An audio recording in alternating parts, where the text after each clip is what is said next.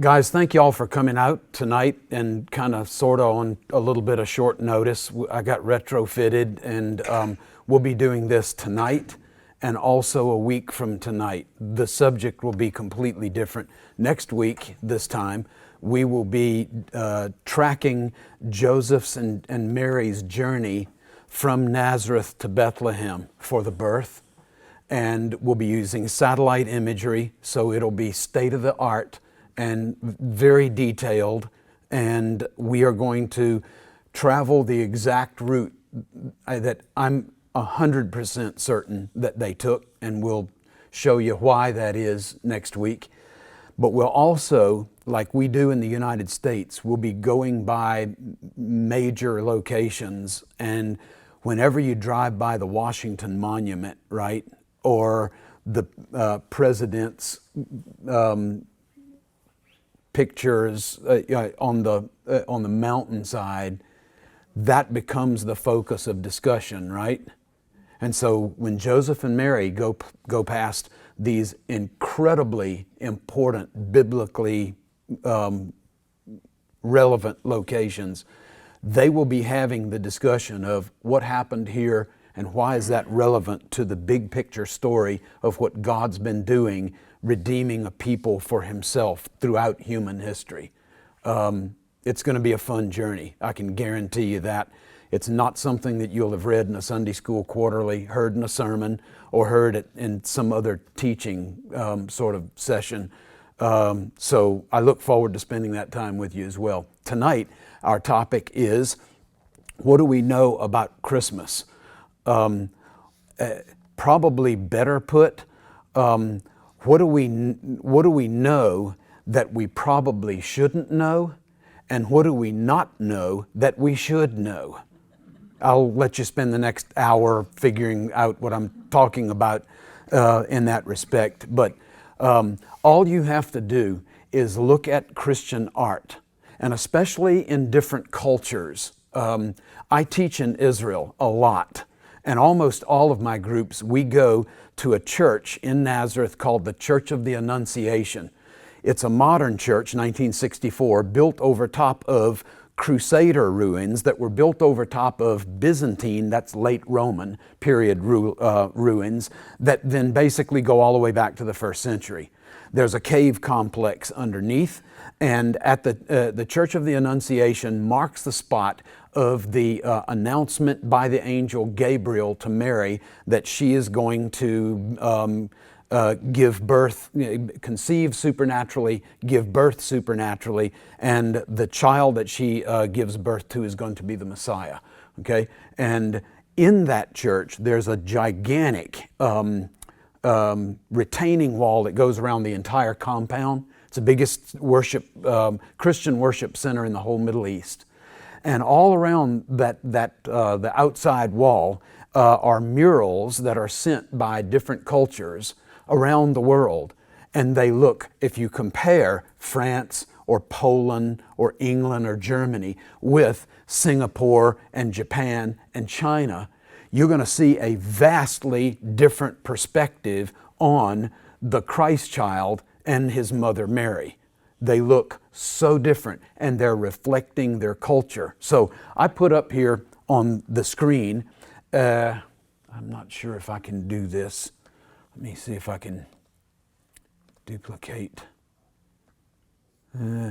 Yes, okay. So on the side where the pointer is moving, you see that there is a cave, and you have oil-lit lamps and the assortment of small animals around, and this is the context of Jesus' birth. On the other side, you see that there is a freestanding, sort of a, not exactly a lean-to, but something approaching a barn. And here you have angels up above, not really possible in a cave. You have the star that's present there at the birth. You have all the obligatory animals. Yes, they can speak, but only one night a year, and that's at Christmas. At least that's what we're told, right? So very literate animals, one night a year. You have wise men bringing a gift here another one bringing a gift there, another one bringing a gift here, but you also have shepherds, and they're there together. Those guys aren't there here, right? And no angels. And then you have the required, like camels, because how else would a wise man get from Persia to Israel except with a Cadillac of the Middle East, the camel? All right, so these are two completely different ways that this is our culture. All this is built into our culture, and you see that different artists coming from different maybe theological traditions and stuff like that are depicting this event in vastly different ways, right? Very different ways. So what we're going to do is we're going to dive into some of the details of the story, and we're going to try to sort out, if you want to call it, fact from fiction, myth from reality. The first thing that I want to discuss tonight, and we just divide this up into topics, is the timing of Jesus' birth. And the Gospel of Matthew starts us off with this, and he tells us, and we don't have to read every word of this, but basically he tells us that Herod, King Herod the Great, Herod the First, the founder of the Herodian dynasty. You get it here in verse 1, you get him mentioned again in verse 3, he's mentioned again by name in verse 7, again by name in verse 12, verse 13, at the end of verse 15, at the beginning of verse 16. Herod the Great is mentioned quite prominently in Matthew's version of this early story of Jesus' life. What that means is Herod the Great is quite alive and kicking when Jesus is born, when he's a young child. Herod the Great. Herod the Great died in 4 BC. The spring, like March, April of 4 BC. So if Herod was still alive, help me do the math here because I never did very well with math in school. It wasn't one of my strong suits. I didn't major in math. Praise God for biblical studies. So 4 BC and Jesus is already born. What that means is that the year 0 is an accident. Famous paper that I got from a student at Evangel University back when I was on the full-time faculty before I retired, started like this, and I quote, "In the year 0000, on December the 25th, Jesus Christ was born of his parents, Joseph Christ and Mary Christ." It's kind of become a family name, a last name. I wanted to say thank you very much, Mr. Madison. We are all dumber for having heard you today, but I didn't want to go there for those who catch the reference. But what that means is that the idea that we have is that time is divided perfectly 0000, and anything before that is before the birth of Jesus, and anything after that is like after the birth of Jesus. Doesn't really work well. I'll tell you one way that comes into important play was back in the days of Y2K. Help me out here. Anybody remember Y2K? Some folks weren't born yet. That's okay. It's not your fault. You just got here late. But Y2K, I was asked to write an article about Y2K, and it showed up, I think, in the Pentecostal Evangel or something like that. But basically, there was this big scare that when the millennium turned over, that all of the computers were going to crash because they were not set to go any further than the year 2000, and that this was going to be the time when Jesus returned and tribulation began on the earth, and there were just all kinds of dire predictions and that kind of thing. And so in the article I wrote, so guys, the year 2000, according to the time of Jesus' actual birth, is actually somewhere around the year 2006 or 2007. We just missed the party by 6 or 7 years. So trust me, there's probably not going to be anything dire that's going to happen because, this marks some major page that is turned over in human history based on the date of Jesus' birth. That party we missed, that happened 6 or 7 years ago. So I don't mean to pop anybody's bubble or anything like that. Well, some people liked that, some people took issue with it, but the bottom line was Y2K came and went and nothing happened. Come on, y'all. Help me out with this. You're still here, right? Jesus didn't come back. If he did come back and you're still here, then you're the ones who are in a mess. Okay? And me too. All right, so Herod the Great dies in the spring of 4 BC. That means that Jesus' birth, because Herod is alive and kicking when Jesus is born, that means that Jesus has to have been born before Herod died. Matthew tells us that. If we have, according to ancient history, 4 BC, spring of 4 BC, and that's a solid date, then Jesus' birth has to have been 5 BC, 6 BC, 7 BC. Some scholars have suggested as early as 12 BC. If then Jesus died in 33, he would have died at 45 years old. If if he's 45 years old and the average age, the average lifespan of a Jewish male in the first century was 53, Jesus died as an old man, not as a young man in his prime. In other words, for you old guys, that would mean that Jesus, I'm not saying that happened, I'm just saying these are possibilities. That would mean that Jesus went through, experienced the challenges of every major time period in our lives from infancy all the way to old age. That's an interesting thought. Okay, again, this is not your mother's home Bible study, I get that, but work with me a little bit. Josephus says that on the very night there was an eclipse of the moon. Now, what is he talking about? Josephus is a first century Jewish historian who was born and raised in the land of Israel, was a contemporary, lived at the same time as the apostles, wrote in the same Greek as the New Testament, and was writing his works at the same time that our New Testament was being written. That makes him a pretty important source. Yeah? Okay, so what is Josephus talking about in this big picture passage? Big picture of the passage is the death of Herod the Great. He says that right before the death of Herod, there was an eclipse of the moon, and that happened right around Passover time. So we can date this because the astronomical, not astrological, astronomical data is very accurate, and we've got a good record of this. We can date this eclipse of the moon to March 13th, 4 BC. So that would tell us again then that Herod the Great died in 4 BC, in March, April of 4 BC. Another reference to Josephus is he died having reigned 34 years, but since he had been declared by the king by the Romans, 37 years. It took him 3 years. This was not the nicest of guys. It took him 3 years to conquer his own people so he could rule over them. Go figure, right? The Gospel of Matthew says that when Herod saw that he had been tricked by the magi, maybe a bad use of choice of words there. Just maybe.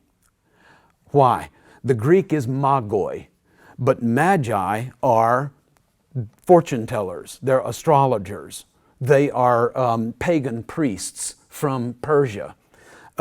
These are people who are non-Jewish, have no interest in the Jewish scriptures, no interest in the Jewish people, and when they show up at the home of Mary and Joseph, and they worship Jesus, there's some things that are really missing from that story. For example, they don't repent.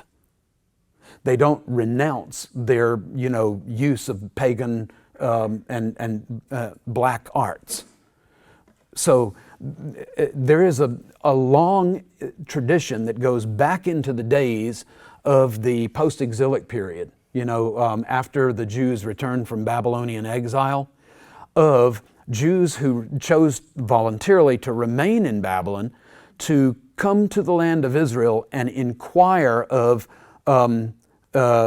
Jewish scholars living in the land of Israel about what should we do in this situation? What should we do about that? For example, we hear in our Bible at the end of the Old Testament that there are a number of representatives of this Jewish community. 90% stayed voluntarily in exile. Get that. Only about 10%, based on the numbers that we get in 2 Chronicles, Ezra, Nehemiah, only about 10% returned to the land of Israel when they had the chance. So that 90%, they are still mourning the destruction of the temple, while at the same time in the land of Israel, they've rebuilt the temple and reinstituted animal sacrifice, and the priests are doing their jobs and everything is clicking along like they're supposed to. So the guys in Babylon, they send representatives to the land of Israel and they say, what should we do about this? We have a 70-year tradition now of that this time of year we mourn the destruction of the temple, but the temple's not destroyed anymore. We've got a living, breathing, functioning temple here. And so that continued through the intertestamental or between the testaments period, and continued on into the time of Jesus, the New Testament, the apostles, etc. And so I wrote a lengthy part of a book that has been gone through 2 different editions, in which I suggest that these people, instead of being pagan astrologers like so many different stories and preachers and teachers suggest, that they're actually high-ranking members of the Jewish community in Babylon who were sent by that Jewish community to discover, hey, what is this that has happened? What is the meaning of, or the connection with this star that just appeared? And you go and find that out and bring that information back to us so that we then will know how to respond here in exile, here in Iran, Iraq area. Anyway, trace the book down. It's in AGTS's library. It's in Evangel's library. Feel free to take a look at that if you're interested, and we're going to continue on. So it says, when Herod saw that he'd been tricked by these people, the magi, the great ones, the exalted ones, then he became enraged. He went and he sent and slew all the male children who were in Bethlehem and all of the area around, from 2 years old and under, according to the time that he had ascertained from the wise men. He had asked them, when did the star appear? They told him, well, it was just about 2 years ago. So if, again, we're going from 4 BC, when we know Herod was still alive and that's when he died, spring of 4 BC, and we go 2 years backward, then we get a birth of Jesus at sometime around 6 and a half, maybe 7 BC. So factor that into our previous comments on Y2K.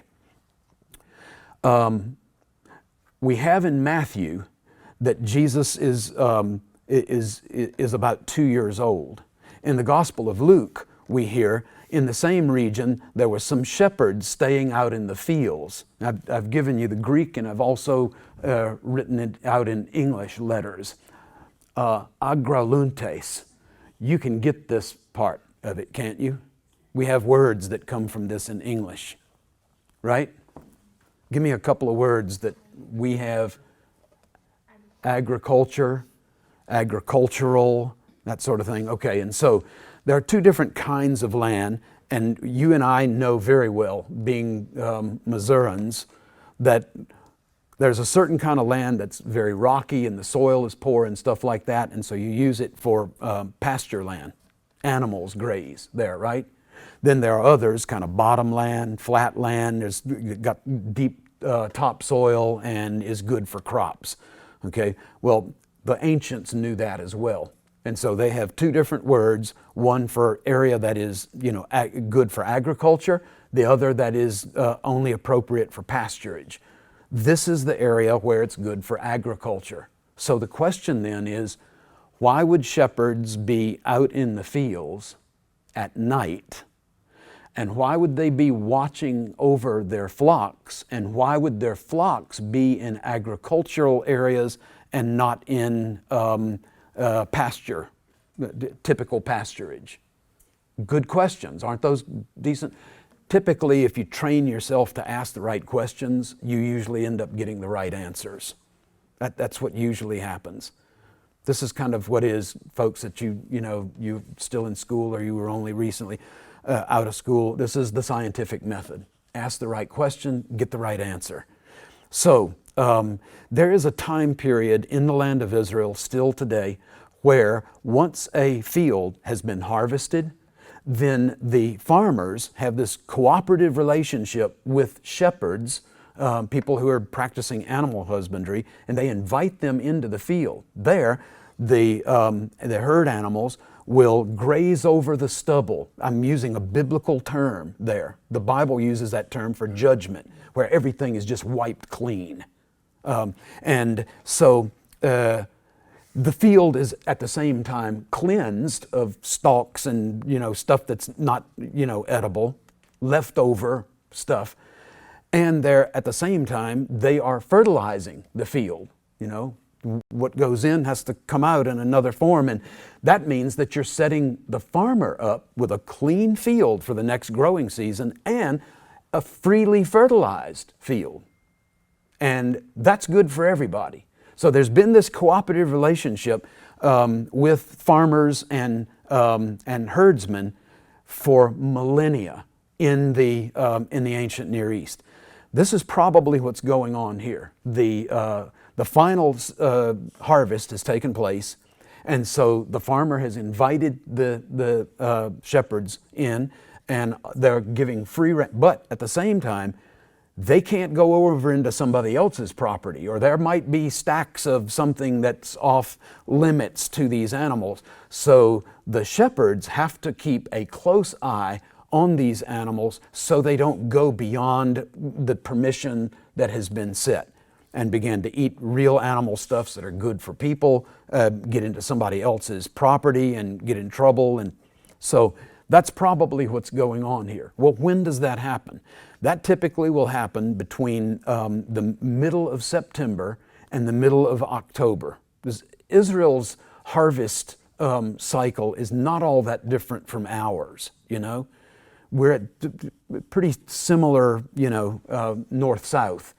And so that relatively narrow window suggests then that the birth of Jesus was taking place not on December the 25th, like that famous paper that the student wrote, in the year 0000, but rather probably more likely in the early fall. That then leads a lot of people to suggest, okay, well then Jesus was born right around the festival of Sukkot, or tabernacles, or booths, sometimes it's called. Well, if Jesus came the first time at Sukkot, or tabernacles, or booths, it's also sometimes called the festival of trumpets, and Jesus says that the sound of the trumpet of God, then the dead in Christ will rise, and we'll rise and meet Him in the air and stuff like that. And so a lot of people have been doing the math kind of in the last 20 years or so, that, well, if Jesus came the first time at Sukkot, tabernacles, booths, trumpets, then He's going to have to come the second time at that same time of year. None of that really works, evidentially. There's not anything in the Bible that says that. Another thing is that there's a problem with date setting, which we know is not healthy for the body of Christ or for us individually, and that we're supposed to avoid that. Well, these guys will say, the folks that want to run that approach will say, well, we're not saying a specific day or hour, we're just saying a general time of year. And my problem with that is in Acts chapter 1, Jesus tells His disciples, no one knows the times or the seasons. The Father has set these by His own authority. And so it's not appropriate then for us to go looking under rocks and crevasses to find little bits and pieces of evidence to cobble together an argument to determine the exact date or the exact hour or the general time of year or even year that Jesus is to come. So then what do we do? What is our responsibility in terms of the return of Jesus? To be about the Father's business, to be watchful and sober, to be prayerful, and to be fruitful, to be obedient, to be ready. Not to have it all figured out, but to be ready whenever that happens. And we've got parables and all kinds of stuff that teach that. So I'll let you study up on that on your own. Feel free to do that. Next topic, the census. A decree went out from Caesar Augustus that all the world should be taxed. You remember Linus in Charlie Brown Christmas, the banky in hand, and giving this soliloquy under the spotlight. Okay, so the census. It came about in those days that a decree went from Caesar Augustus that a census should be taken of the inhabited earth. Now, this particular census, please be aware that words change meaning and context helps define words. So a census for us is where people come around and they survey us in our homes, and there's no money that changes hands or anything like that. They're just trying to get an accurate count for the purposes of things like how you apportion districts and how many different people in the House of Representatives come from this state as opposed to that state and stuff like that. It has largely to do with voting and representation.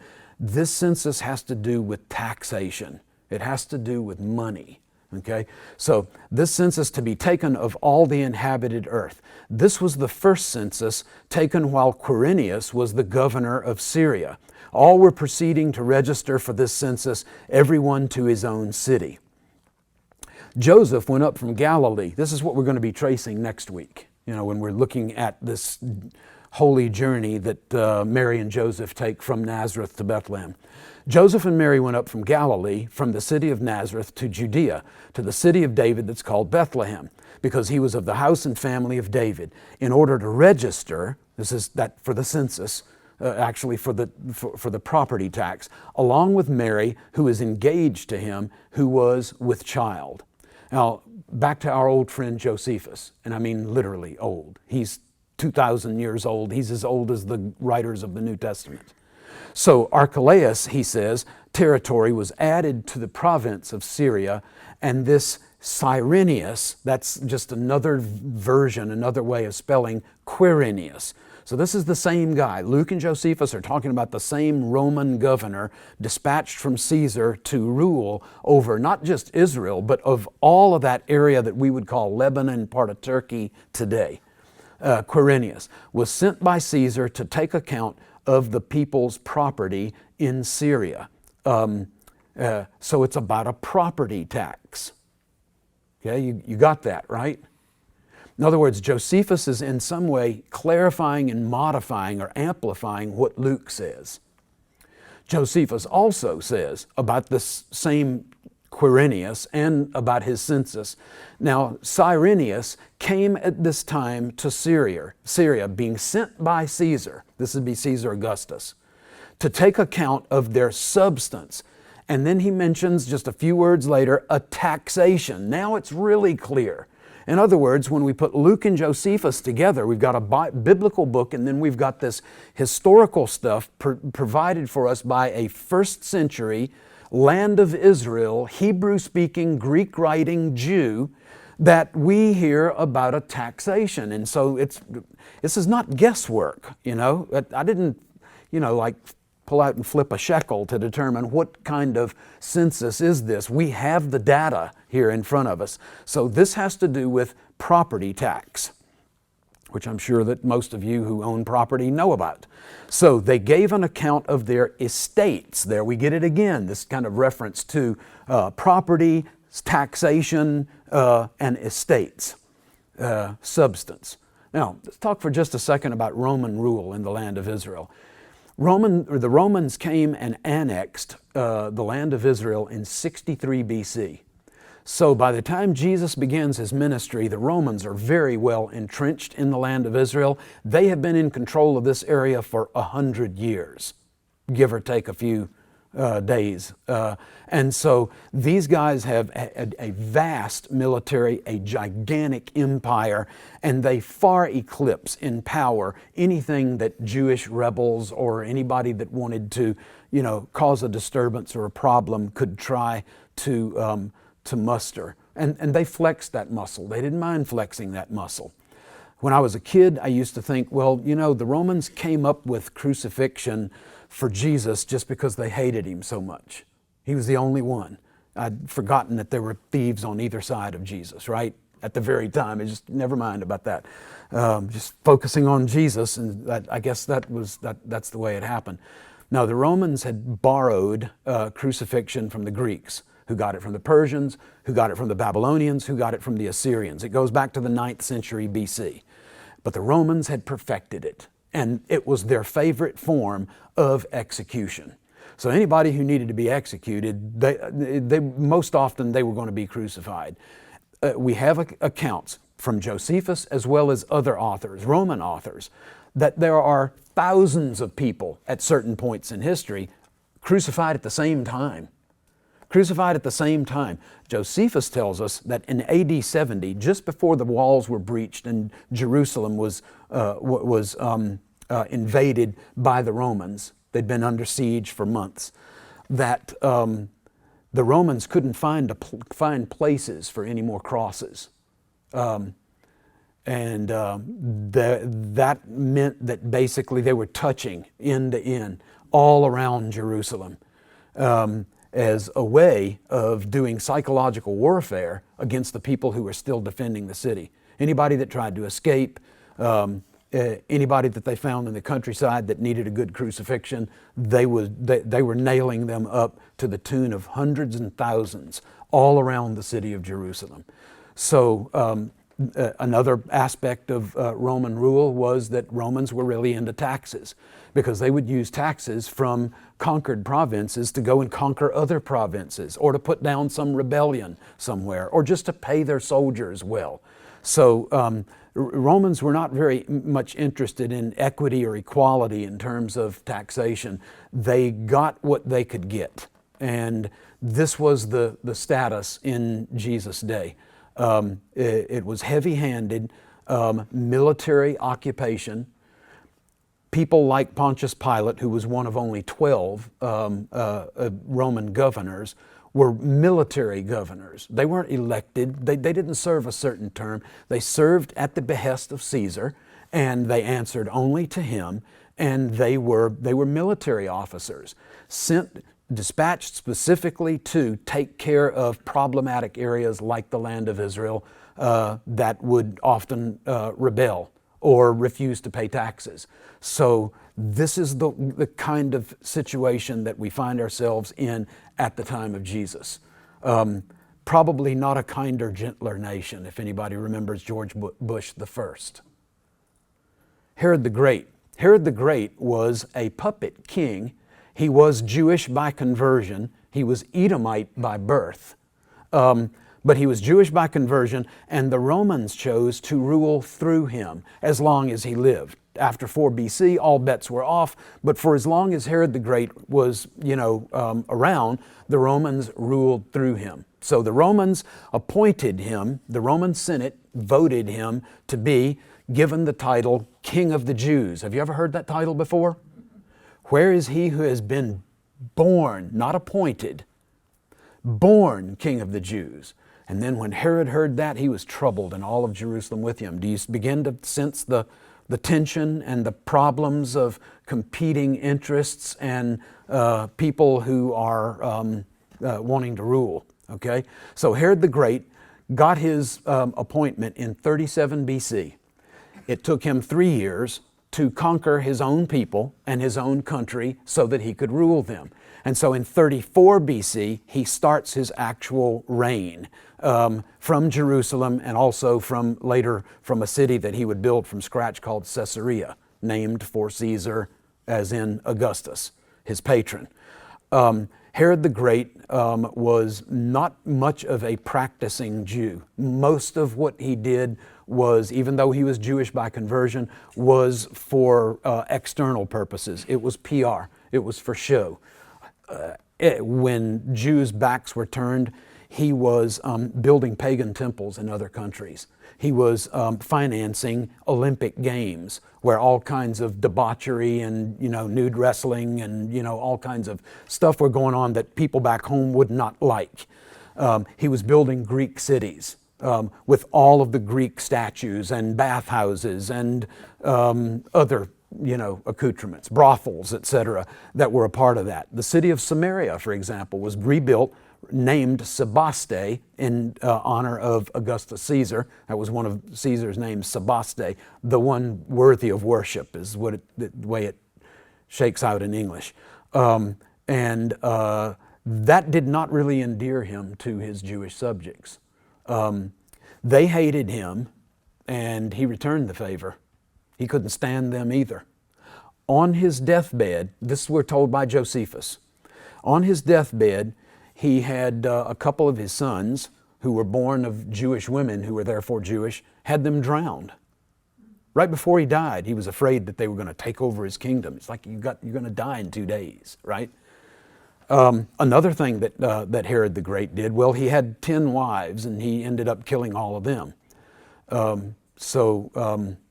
This is the Herod that we know and love. This is the guy you read about in the Bible, all right?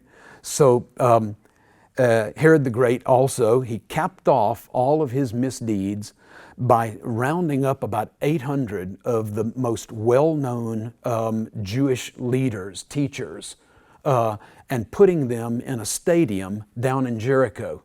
And he gave orders to his army, at the moment of my death, the whole country is going to rejoice. So in order to get the whole country to mourn, I want you to put to death all of their religious leaders, all 800 of them. Not guilty of any crime, they hadn't done anything to him personally. I want the entire country in a state of mourning at my death. So what he was going to do is he was going to sacrifice 800 other human beings in order to accomplish those means. It's like, I wonder what good you would really benefit from that. You're going to be dead. I don't know. Maybe he was as bad at math as I was.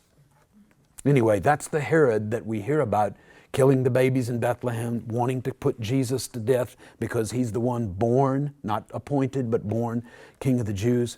I want to look at some ancient texts, probably some that you won't see anywhere else. My area in doctoral work and then in my 30 years of teaching has been Jewish backgrounds of the New Testament. There's a ton of literature that has been preserved for us to mine, to learn from, that records the teachings of the early rabbis from the time of Jesus, before and just a little bit after. So that's the literature that I would like to mine, if you will, to look at what were people thinking popularly about who the Messiah was going to be and things he was going to do and the like. And get ready, because this is their aspirations. Remember all the problems that were going on with Rome, the taxation, the military occupation, the paganism, the crucifixions without trial, and all kinds of stuff like that. Now, this then informs this kind of messianic hope.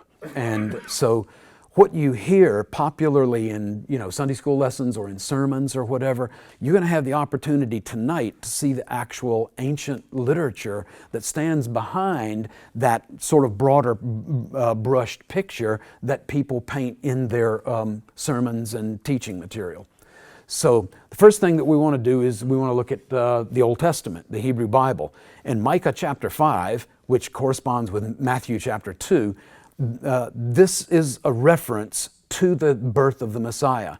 As for you, Bethlehem Ephratah, too little among the clans of Judah, from you one will go forth from me to be a ruler in Israel.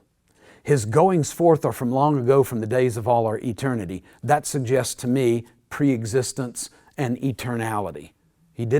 Jesus' life didn't begin in the stable or in the manger. Jesus has existed. His goings forth are from long ago, from the days of all eternity. So even Micah knows this in the 8th century BC. All right. Then in the Gospel of John, we have something. So I'm starting with Bible, and then we'll jump off into the rabbis. The question comes up in Jesus' ministry, hasn't the Scripture said that the Christ comes from the offspring of David? He's going to be royalty, right? He's going to be a kingly figure. And from Bethlehem, the village where David was. So these are bystanders, onlookers. And they're interacting with these teachings of Jesus and the things that He's doing. And they're going, but wait a minute. If He's the Messiah, Christ and Messiah, they mean the same thing. Christ is Greek, Messiah is Hebrew. Then why is it then, how can He be the Messiah if He's from Nazareth? Is this not Jesus the carpenter from Nazareth, right? People know about Jesus as being from Nazareth. So, but wait a minute, isn't He supposed to be from Bethlehem? Why? Because that's what Micah says. That's the prediction. We even have this in Herod's question to the religious leaders. Where's the Messiah supposed to be born? Well, He's supposed to be born in Bethlehem. By the way, 5 miles from Jerusalem. You can walk there in, like an hour and a half. 5 miles. When I was a kid, and you see the Christmas cantatas and stuff like that, and I used to think, okay, when the wise men left Jerusalem, then they're on the way to Bethlehem, and there are sandstorms, and there are howling jackals, and these people are getting old. They're having birthdays on the way. They're qualifying for Social Security. Folks are dying and being buried as they trek this great journey, this epic journey from Jerusalem. That you can see Bethlehem from Jerusalem, and you can see Jerusalem from Bethlehem. They're within eyesight of one another. So anyway, that's, pardon? Yeah, just sort of growing, and they indeed are. Jerusalem and Bethlehem, as they grow, are growing together. Jerusalem today and Bethlehem today are bigger than they've ever been in all of history. So they're, expanding. We have suburban sprawl going on in the Middle East as we sit here. All right. So now we go to the works of the rabbis and watch what happens. This is a kind of like a commentary on the book of Ruth. And the rabbis say, when Boaz tells Ruth, come here, he's referring to the King Messiah, who will draw near to the royalty, to the kingship. He's going to reign. He is going to rule. Do you see this in Jesus' life and ministry? First coming, do you see this? We see it in the second coming. We see it in the book of Revelation. We see it in some of this stuff that Paul and even that Jesus says about when it's going to happen the second time. When Jesus comes back, He's going to be the king. He's going to have the white horse. He's going to have the two-edged sword, etc. He's going to be leading legions of saints and angels, etc. But the first coming, He's humble. He's riding on a colt, the foal of a donkey. He's healing. He's suffering. He's dying. So you have two different kinds of things going on, two different messianic programs, first coming and second coming. These guys, they see it all from so far away, I guess, or whatever. They're pouring it all into one coming. And so He's going to draw near to kingship. He's going to eat the bread of royalty, yeah? Eating the bread of royalty. For I will gather all the nations against Jerusalem to battle. And then the Messiah comes, and it's, anybody remember Karate Kid parts 1 through 7 or whatever it is? Wax on, wax off. That's what the Messiah is going to do. He will, and the quote is from Isaiah chapter 11, this is biblical. This is going to happen. But what Jesus taught us to understand is the first coming is mercy, and it's to deal with sin. The second time is judgment and to deal with sinners. See the difference? Okay. Jesus is the one to make that differentiation, not the ancient prophets of the Old Testament, not even the rabbis around the time of Jesus. So He will smite the land with the rod of His mouth. So this is what they're expecting. They're quoting these Old Testament references. When the Messiah comes, first time, right out of the chute, this is what it's going to look like. Another commentary, early rabbinic commentary. This time it's on the book of Numbers. The staff of Aaron, the high priest that budded, that then got put inside the Ark of the Covenant. I think Indiana Jones found it in the first movie. Was held in the hand of each and every king. It says, according to the rabbis. And this staff will also be held in the hand of the King Messiah. Do you see that, the language? The King Messiah. And he's going to be ruling with a ruler's staff in his hand that goes all the way back to Aaron the high priest. This is the idea that the early rabbis had. As is stated, Yahweh is going to stretch forth from Zion your mighty staff. May you rule in the midst of your enemies. And you know that played, right? When you had your favorite cousin has just been crucified, you know, or your uncle has gone out of business because he's been taxed into oblivion or something like that. When the heavy hand of the Roman army has come in and taken all of the stores that you had planned to last the rest of the winter, and they took it, they mustered it just because they needed to feed their soldiers. Yeah, he's going to rule in the midst of these enemies. He'll be in control. He's going to take care of these problems. Another rabbinic commentary on the book of Esther this time. There will be a procession of messengers with gifts for the Messiah. These are like paying tribute to him. He's a conquering king like David or like Solomon, where leaders of Moab and Edom and the Ammonites and the Arameans and the Philistines, they're coming and they're paying tribute to this conquering king. You see the difference in kind of kingdom programs that are going on. Jesus has his first coming. It doesn't look exactly like this. And this is one of the problems that he has to deal with in his earthly ministry. People are expecting one thing and Jesus delivers another thing. And some people can get along with that. They can shift gears and go with that program. Other people are going, but wait a minute, our teachers have taught us. We learned in synagogue. We memorized this stuff. This is what we've always been doing. This is what we really need, y'all. We can talk about forgiveness of sin after you get that Roman boot off my neck. Yeah? Yes, and all of the, listen to this. You know this plays well. It's a quote from Psalm 72. All the kings of the earth will prostrate themselves before him. They're going to bow down and do homage to him. This is the kind of Messiah that's, yes, it's predicted in the Old Testament. Jesus says, yes, but that's second coming activity. First coming activity, we're going to take care of people's heart condition, people's sin problem, get people right with God, and then that kingdom will expand and grow from the inside out, like the mustard seed, for example. This is a rabbinic commentary on the book of Lamentations. How will he restore the righteous to their rightful place? When the Holy One, blessed be he, God, will raise up the horn of his Messiah, as is written, he will give power to his king and victory to his anointed one. The word anointed one is Mashiach, Messiah. This is from a huge, Encyclopedia Britannica size set called the Babylonian Talmud. So just a big compendium of rabbinic teaching, learning. Okay, Abaye, one of the famous rabbi, says that David and his son, the Messiah, are going to rule in tandem, like an emperor and his viceroy. And the Messiah is going to be the king, and David is going to be the second in command. Yeah, we'll skip that.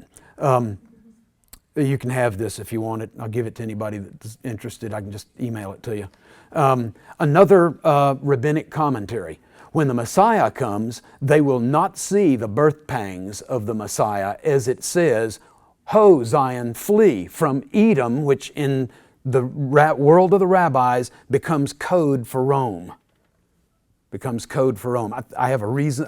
I think I've figured it out, but I may be wrong, so it doesn't matter. We're not going to go into that. Why did they use Edom? It's just the way that it's spelled and the way Hebrew letters look and stuff like that. But anyway, Edom becomes code for the rabbis for Rome. That way they can, make fun of Rome and they can cast aspersions on Rome and get away with it because they're not saying Rome, they're saying Edom. And Greece, because of their decrees. Run from Edom. Run from Rome and Greece because of their decrees. So the focuses of current Messianic expectation, first century Messianic, beliefs, hopes, aspirations, is that it is exclusively a redemption that's going to happen for Jews, not for the whole world. It's going to be the major expression of the Messianic rule is going to be external: freedom from enemies, freedom from taxation, freedom from crucifixion, rather than internal. It's going to manifest itself more in terms of physical stuff. All kinds of, gold, all kinds of silver, lots of crops, plenty of oil. Everybody's going to have a plenty of everything. Primarily physical, not primarily spiritual. You see the differences? This is this is what we think, and this is what people in the first century were thinking. It's going to be primarily nationalistic. The focus is going to be on a revival of Israel's sovereignty and self-determination, as opposed to each person comes before this God individually. It's a one-on-one sort of thing. It's not a collective kind of thing. We get redeemed individual by individual, one by one by one. They're thinking in terms of the redemption of the entire nation, all at one time. It's victory over one's physical enemies, not victory over one's personal sin. And so all of these it's just kind of a summation of what we saw in those ancient sources. About the time of birth. In the Gospel of Luke, we're told that while they were in Bethlehem, it came about that as they were there, while they were there, it's a past tense word, they were there. It's not like we typically think. It's not like the Hollywood recreations of the Christmas event where as they're cruising into Bethlehem, there is the boundary. There's a sign that says Bethlehem, population 524. And right at that moment, the final contraction seizes Mary, and she gives birth right on the spot. This is not what Luke is suggesting to us, y'all. In other words, they'd been there for a while. Well, how long is a while?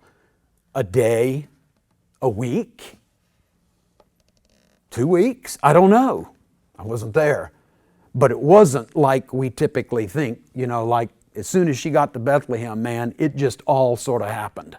Just right there in front of God and everybody. It's just evidently not. There's a early second century text. It's not in our Bible. It's a Christian text, not a rabbinic text, not Josephus. It's called the Proto-Evangelium of James. It's a kind of a amplification of gospel stuff, traditions and what have you that had grown up since the time of Jesus and on into the early second century. It says that Joseph saddled the donkey. That's the first time in all of history that we hear about a donkey. You notice that it wasn't in the Luke account that we read, right? I remember I was teaching a Sunday school class downstairs, and I think it was in the old chapel. And I said, where would a carpenter have gotten a donkey anyway? Why would a carpenter own an expensive to keep up animal like a donkey? And somebody in the back room said, I bet that he borrowed it from a good neighbor. And I'm going, but we don't have to go there because there's not any suggestion in the text that we have to solve. There's no presence of a donkey that we have to explain. It's not there. It's there in the Proto-Evangelium of James, which is a book that didn't make it into our Bible, but it's not in Luke, not in Matthew either. Anyway, that's kind of just for the fun of it.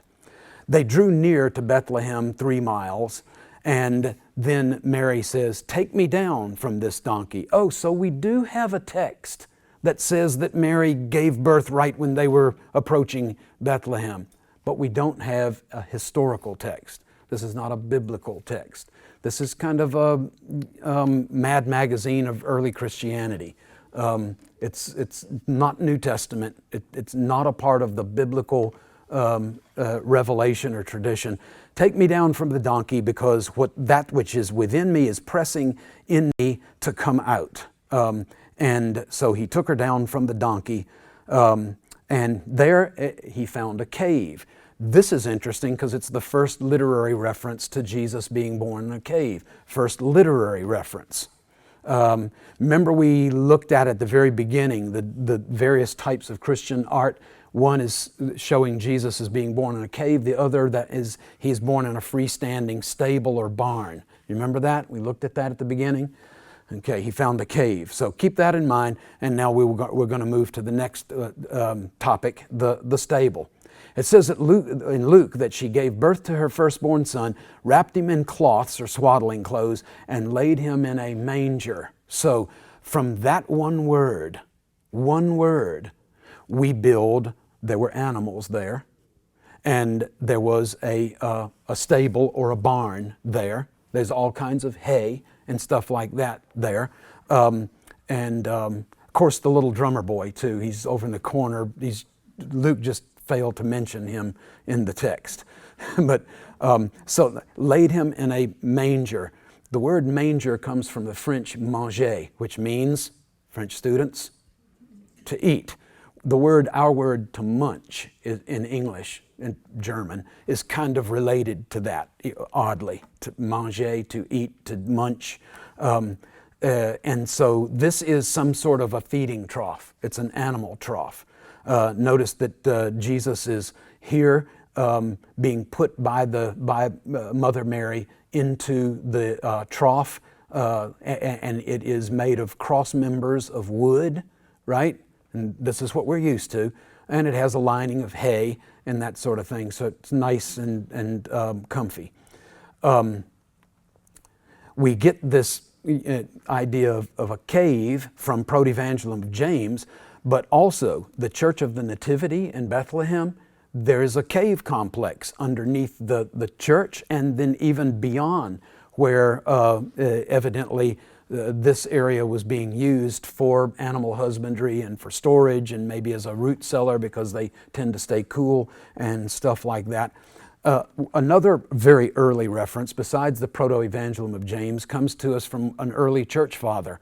And I tend to pay close attention when anybody's last name is Martyr. I don't know about you, but you know what I'm saying? So Justin has earned his chops the old-fashioned way. He signed it in his own blood. He's an early Christian who died for his faith. In a work that he wrote called Dialogue with Trypho, he says Joseph took up his quarters in a certain cave. There it is again. So we've got it underneath the Church of the Nativity, cave.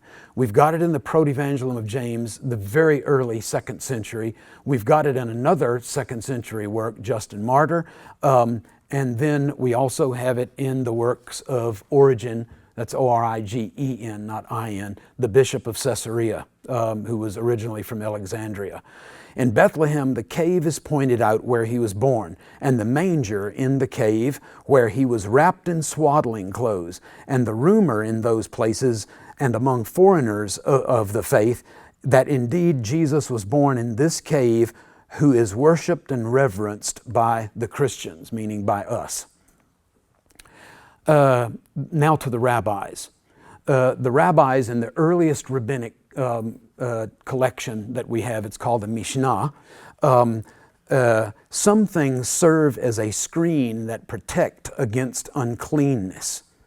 That is, overhanging crags of rocks, caves, and cliffs. So what are they talking about uncleanness? Ritual impurity, like touching a corpse or touching a leper or a woman having her time of the month. Ritual impurity. Someone dies, they become a source of ritual impurity, that sort of thing. All right. Another text in the same place in the Mishnah, Rabbi Judah says, any tent is a dwelling not made with hands. Okay. Any tent that is not made with the hands of a man, they don't count as tent. And the rules regarding the contraction of ritual impurity apply to clefts of rock and overhanging rocks. So there are ritual impurity laws have to do with human-made homes, like walls that are built up out of blocked rock and that kind of thing. But what doesn't apply is any part of a home that is some sort of like maybe built over top of a cave that we would call a basement. And those don't allow ritual impurity to go up into the rest of the home. So if Jesus was then born in an area not in the main part of the house and in a naturally occurring cave area, then Mary could give birth to the child and not risk making the rest of the family or the rest of the clan ritually impure.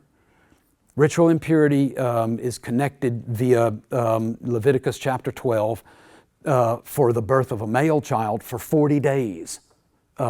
So that the woman is ritually impure, the child is ritually impure for the first 40 days. The birth of a female child, it doubles. It's 80 days. And so this would then, if this was a home setting, a family setting, would paralyze that family in terms of religious observance, in terms of doing business, exchanging money, preparation of food, and that kind of thing for the better part of 3 months, 80 days. So it's possible then that Mary was allowed to house in this naturally occurring cave so that a situation like that didn't develop. Remember, we looked at the very beginning, that first slide, that we saw one type of manger scene. Here we see a completely different kind of manger scene, and this one is in a naturally occurring cave. So that's part of our artistic tradition, believe it or not. It's not emphasized much, but that seems to be where we're going with the archaeology as well as with ancient literature. And it makes sense based on Jewish ritual purity observance. The manger. She gave birth to her firstborn, wrapped him in swaddling clothes, and laid him in a manger. Here is a manger. It's made of rock. They have a lot of that over there. You have to do something with the stuff, right? So people who are expert workers of stone fashion tools and implements, all kinds of even furniture and that kind of thing out of rock. This is this is a manger at Chorazin. Jesus ministered there. Matthew 11, Luke 10. He says, "Woe to you, Chorazin! The many mighty works that were done in you been done in Tyre and Sidon, they would have repented a long time ago." This is in one of the villages that Jesus visited. It's just up a drainage system, about a 45-minute walk from Capernaum, where he had his headquarters for 3.5 years in his ministry period. You can see here in this particular manger, a drainage hole has been cut, because if this was outside, it got rained in or whatever, you didn't want the animal's food to get soggy. No one likes soggy cereal, right? I guess animals included. Anyway, you've got a drainage hole there. Here's another one, and this is also at Chorazin, another manger. This one is at Megiddo in the Jezreel Valley, or the Valley of Armageddon, and is probably for more than one animal to eat from at a time. And this one is a nice example because it has tethering stones on either side of the manger. That's kind of cool, right? Here's another one. It was found in the Golan Heights. So these are all just examples of biblical mangers. Just thought that you might want to reach out and touch reality for a moment. The inn. It says that Luke says that she gave birth to her firstborn son, laid him in a manger, because there was no, and he gives an explanation. They're in this kind of pastoral setting. Maybe small animals were kept there from time to time if it's cold outside, or you had marauding thieves or something like that. It also doubled as a root cellar and as a storage place, and maybe even for overflow when lots of folks came in from out of town who were in the clan. So laid him in a manger. There was no room in the inn. The problem is that we know exactly what this word means, and we always have known what this word means. The Greek is kataluma, and it's used in other places, even in the Gospels, like Mark chapter 14. Jesus uses this word. He says, go prepare the Passover. Follow this man, and wherever he goes in, you say to the householder, where is my kataluma, in which I may eat the Passover? It's a guest room. It isn't an inn. It's a part of a home, a private home, a home where a family lived. So there's not any Motel 6. There's not any cheesy commercial with the guy playing the little violin. You know, no one's leaving the light on for you. Remember the commercial, right? It's one of my favorite commercials, really, of all time. But this is not what's going on. There are other problems with associating this kataluma with the word inn. Bethlehem is 5 miles from Jerusalem. But caravan stops in ancient Israel, as well as in other places in the Middle East, are every 20 miles. So it's 15 miles too close for the next caravan stop. So Bethlehem, approximately 400, 500 people in Jesus' day, was a small farming, agricultural, as well as animal husbandry community. That it was not a caravan stop. The caravan stopped in Jerusalem, and then in Hebron is the next place. That's 15 miles further south. And so this idea of inn and manger and cave is suggesting to us that instead of being rejected by an innkeeper, more than likely, you know how the Gospel of John says he came unto his own and his own did not receive him. His own. That's family language. More than likely, the first rejection that Jesus experienced was not at the hands of a businessman, it was the hands of a close relative. That's rejection, y'all. And you know what? He knew it was going to happen because he's been around forever. Whose going forth is from of old, from all eternity. He knew it was going to happen, and yet he voluntarily laid aside all of his rights to privilege and full membership in the family and a comfy place upstairs and stuff because of what? Because of you. Because of me. That was the extent that he was willing to die to self to reach us. Here's a picture of a kataluma. You go upstairs, it's kind of an upper room. Usually have to climb a ladder. This is a reconstruction at an ancient village in the Golan Heights. And that's what it looked like. This is where Joseph and Mary should have been. But they said, you know, we have questions about the origins of this pregnancy. We're not really sure about your marital status situation. We sure don't want the whole clan to become ritually impure and paralyzed both religiously and economically for 3 months, possibly, if it happens to be a female. And not everybody in the family was there when Gabriel said it would be a son, and they didn't have ultrasound yet, right? We want to think through all of these dynamics. So here's some pictures of homes, first century homes. This is at Nebi Samuel, which the Bible calls Mitzpah. And you can see, if I can get my pointer, here's where the man-made wall ends, and this is bedrock. And you can see that someone has chiseled out or enhanced a naturally occurring cave. They've built a home over a naturally occurring cave. These are first century homes in the Judean hill country from the first century.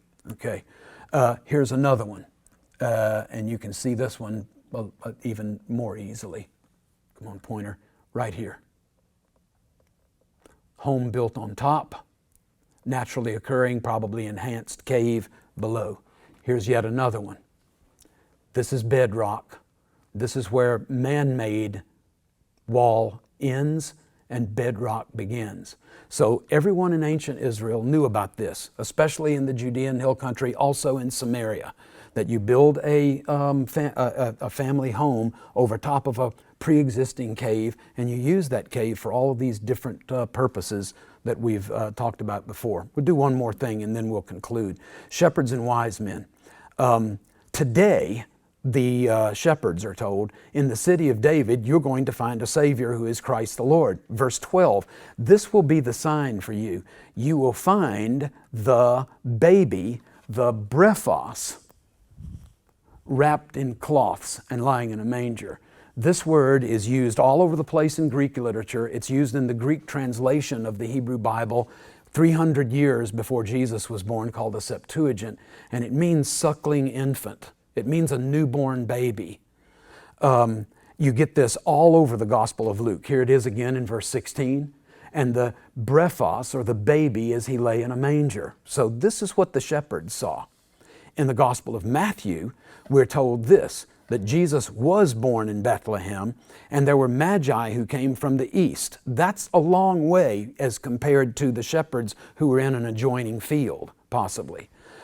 So they have a long journey, and they have to wait for the star to appear and all this other stuff. And then Herod secretly, verse 7, called the great ones, the exalted representatives, and ascertained from them the time that the star appeared. So Herod is really locked into when did this star appear. And it says, go, this is what Herod tells his henchmen, go and search for the child. It's not suckling infant, it's not newborn baby, it is one who is paideu, or paideon, is one pedos, like a podiatrist, one who works on the feet. This is the Greek word for a toddler. Matthew has a different word for Jesus than Luke does. Luke is reporting the event as it occurred at the moment of birth. Matthew, according to the wise men and Herod and, killing the babies 2 years old and under and stuff like that, is dealing with a Jesus at a different developmental stage in his life. He's now able to walk. He's moving about by the locomotion of the feet. And that will then explain why it is that the magi came in to the house. Verse 11, came into the house and saw the toddler. Does this make sense? So ladies, if your husband is a carpenter, that's Joseph, right? And your baby was born in a cave, barn, stable, whatever you want to call it, are you going to stay there for 2 years? If the guy's a carpenter, get out, okay, we got the birth under control now. Get out there and build us a house. So they have a home by the time the wise men have gotten there. The wise men and the shepherds never see each other. They never cross paths. They're 1.5 years at least separated from one another, although we find on a regular basis in our modern depictions, we find the wise men that are there presenting their gifts right along with the shepherds. See his crooked staff right there? And that's kind of natural because we want to telescope the whole story into one Christmas cantata. It would be a long one to stay at church for 1.5 years to get everybody together there. So we're telescoping time. But we have to recognize this. And I think that that's important. The star is probably in fulfillment of Numbers 24:17, that there will be a ruler. A star will appear. He will have a scepter in his hand. So that's probably what the wise men are going for. This is my concluding remark. I had a very interesting experience when I was teaching at the Church of the Annunciation in Nazareth. We had discussed this. We were right beside some first century excavations of homes from Nazareth in Jesus' time, first century homes that, by the way, yes, they had the cave underneath with the home built on top. They're doing this up in Galilee as well. And we discussed some of these dynamics, had been studying together for about 1.5 weeks or so, and so everybody knew we're dialed in on archaeology, we're dialed in on ancient texts, and we're really going for reality because we know that the real is always better than the make-believe. It doesn't matter how you can sensationalize something, or you can doctor something up, or you can just kind of give cultural accretions and overlayers onto stuff. Nothing's better than the real and the original. It's got a power and a force. The truth has a power and a force that is able to set you free theologically, spiritually, set you free. And so that's what I've been dialed in all along. And so we're talking about all these dynamic stuff that we've just discussed today, tonight. And a lady toward the back of the group, she said, well, then what's left of Christmas? if the wise men and the shepherds aren't there, and the manger was rock, and the stable was really a cave, and on and on and on. What's left of Christmas? And I'm sitting there and I'm trying to, you don't want to shut discussion down. So I'm trying to think of what's the best way to respond to this. And somebody else in the group over on the other side said, what's left of Christmas? Yeah, that's exactly what she said. And that's all that matters anyway. So, with the kettles and the guy ringing outside of Walmart, with Santa on the rooftops and the 8 prancing reindeer, with the elf on the shelf, or if you're celebrating Hanukkah, the Mensch on a bench, all of these various things, the presents, the Christmas tree, the decorations, the last minute wrapping, and stuff. Just keep in mind, keep your eye on the prize. What Christmas is about is the last thing that's left. It's about Jesus. He hasn't changed. He's the same yesterday, today, and forever. He will be the same this Christmas for you as He was in times of all eternity and in that manger, that one not so silent night. Questions or comments?